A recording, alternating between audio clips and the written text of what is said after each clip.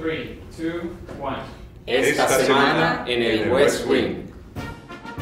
Welcome to the West Wing Week, your guide to everything that's happening at 1600 Pennsylvania Avenue. This week, the President announced reforms to No Child Left Behind, traveled to California to hold a town hall on job growth at LinkedIn, spoke on what the American Jobs Act could mean for America's schools, and gave his third annual back-to-school address.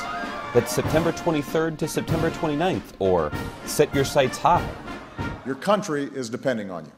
Set your sights high. Have a great school year. Let's get to work. On Friday, September 23rd, the President announced important new reforms to No Child Left Behind. These reforms, encouraged by leaders on both sides of the aisle, including the Republican governor of Tennessee, Bill Haslam, will improve the quality of learning and teaching and prepare the next generation of Americans to succeed in the global economy. Today, as many as a quarter of our students aren't finishing high school. We have fallen to 16th in the proportion of young people with a college degree, even though we know that 60% of new jobs in the coming decade will require more than a high school diploma. I've urged Congress for a while now, let's get a bipartisan effort, let's fix this. Congress hasn't been able to do it. So, I will. Our kids only get one shot at a decent education. They cannot afford to wait any longer. So given that Congress cannot act, I am acting. On Saturday night, the President donned a black tie to address the Congressional Black Caucus Foundation annual Phoenix Awards.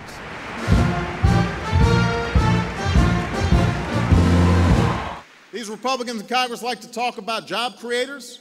How about doing something real for job creators? Pass this jobs bill, and every small business owner in America, including 100,000 black-owned businesses, will get a tax cut. You say you're the party of tax cuts? Pass this jobs bill, and every worker in America, including nearly 20 million African-American workers, will get a tax cut. Pass this jobs bill and prove you'll fight just as hard for a tax cut for ordinary folks as you do for all your contributors.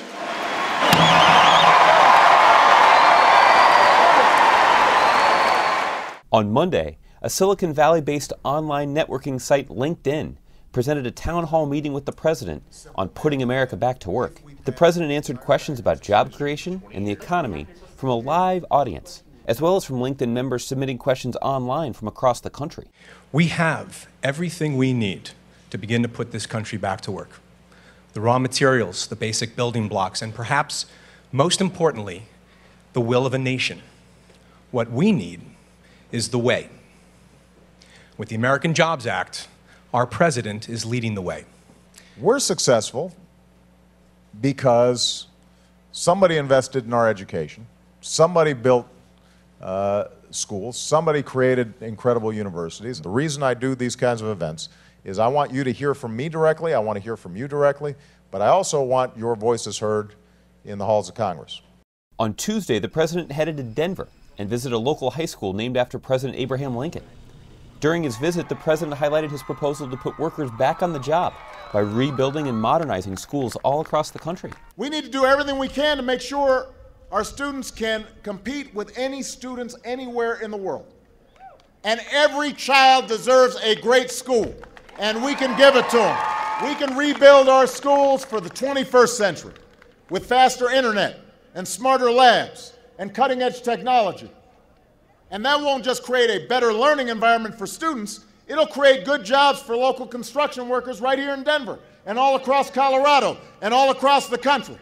Bridges need renovations. Roads need renovations. We need to lay broadband lines in rural areas. So my question to Congress is, what on earth are you waiting for? Let's get to work.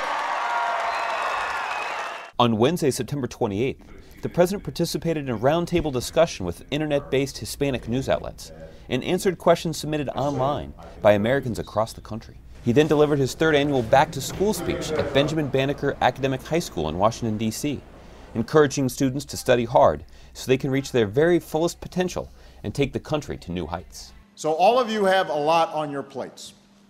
You guys are growing up faster and interacting with a wider world in a way that old folks like me, frankly, just didn't have to.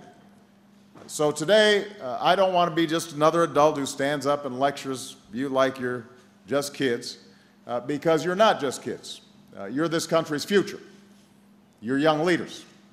And whether we fall behind or a race ahead as a nation is going to depend in large part on you. On Thursday, the president sat down for interviews with television reporters from Nashville, Tennessee, Greensboro, North Carolina, and Orlando, Florida, to talk about how the American Jobs Act would create jobs and put more money in the pockets of middle-class families in those communities. To find out more information on any of these topics or to see complete videos of these events, go to whitehouse.gov. And thanks again for checking out your West Wing Week. Who's got a Sharpie? Hey, you got a Sharpie on? I have a Sharpie.